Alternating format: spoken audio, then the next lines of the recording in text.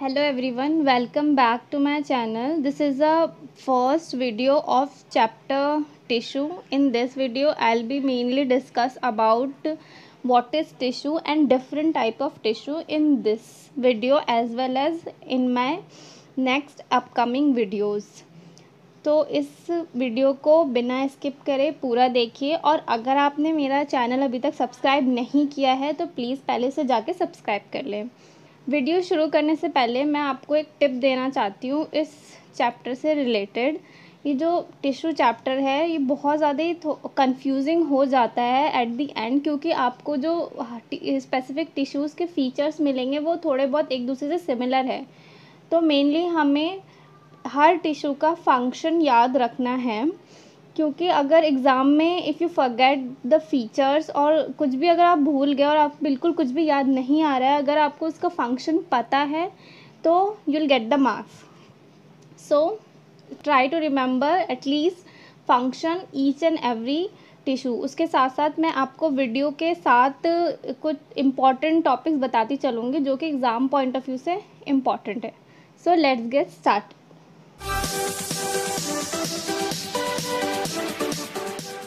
Now, what are the features of meristematic tissue? So, meristematic tissue are the simple living tissue having thin cell wall. Intercellular space are absent in meristematic tissues. Vacuoles are absent. It has a dense cytoplasm and a prominent nuclei.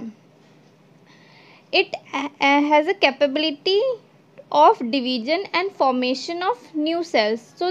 So generally meristematic tissue जो होता है वो thin wall capacity का होता है और कैपेसिटली arranged होता है, इमेच्योर सेल होता है और कैपेबल ऑफ डिवीजन होता है। They are actively dividing cells are present in growing region of plant, or they generally present in the growing region of plant, for example roots and shoot tips. Now the types of meristematic tissue यहाँ पे हम discuss करेंगे on the basis of location. There are 3 types. First is apical meristem present at the growing tip of stem and roots. It leads to the elongation of stem and root through the cell division and it help in the primary growth. Mainly apical meristem जो होते हैं वो tips पे present होते हैं stem और root के, और ये इनका मेन फंक्शन होता है कि वो इलोंगेशन में हेल्प करता है और प्राइमरी ग्रोथ ऑफ प्लांट में हेल्प करता है। सेकेंड इज इंटरकैलरी मेरिस्टम जो कि प्रेजेंट होता है बेस ऑफ लीफ और इंटरनोडल रीजन में, और ये हेल्प करता है in increasing the length of leaf. Third is lateral meristem. Lateral meristem जो होता है वो side of the longitudinal axis of plant में प्रेजेंट होता है। वो वेस्कुलर टिश्यू को राइज करने में हेल्प करता है और it overall causes the growth in the girth of stem. You can see in this diagram जो एपिकल मेरिस्टम है वो टिप्स पे प्रेजेंट है, इंटरकैलरी मेरिस्टम इंटरनोडल रीजन में प्रेजेंट है, वहीं लेटरल मेरिस्टम जो है वो लेटरल एस्पेक्ट्स में प्रेजेंट है plant. Now we'll discuss about the permanent tissue. Permanent tissue are composed of those meristematic cells which lost their capability to divide. Mainly जो permanent tissue जो होते हैं वो मेरिस्टेमेटिक टिश्यू से ही बनते हैं, लेकिन इसमें ये स्पॉटेड फीचर है कि वो अपनी कैपेबिलिटी टू डिवाइड खो देते हैं।